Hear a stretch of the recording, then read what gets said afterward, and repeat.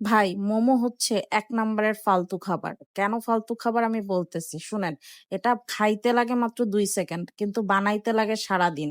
এই যে দেখতেছেন মোমো, এগুলো গতকালকে বানাইছিলাম। এই চিকেন ব্লেন্ড করা, তারপর পেঁয়াজ মরিচ ধনিয়া পাতা কিমা করা, সাথে এগুলা মিক্স করা, এগুলো প্রত্যেকটাই অনেক সময় সাপেক্ষ ব্যাপার। সব থেকে সময় সাপেক্ষ ব্যাপার হচ্ছে এই শীত তৈরি করা, যেটা আমি বাসায় বানাইনি, এবার কিনে আনছি কারওয়ান বাজার থেকে। তারপর এগুলাকে সুন্দর করে পুর দিয়ে, তারপর সুন্দর মোমোর শেপে ভাজ দেওয়া আরো সময় সাপেক্ষ ব্যাপার।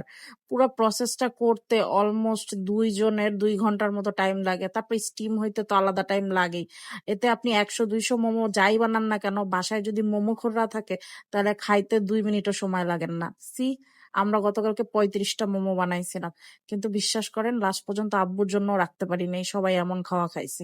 তবে একটা টেকনিক বলি, মোমো আপনি যখন স্টিম করবেন তখন পানিতে না এরকম লেমন গ্রাস দিয়ে নেবেন, তাহলে একদম লেমন গ্রাস ফ্লেভারের মোমো তৈরি হবে, যেটা খাইতে বেসম্ভব স্বাদ। তাই তো বললাম যে এই জিনিসটা একদম ফালতু জিনিস। স্বাদ এত ভালো যে তৈরি করার পর খাইতে মাত্র 5 মিনিটও লাগে না।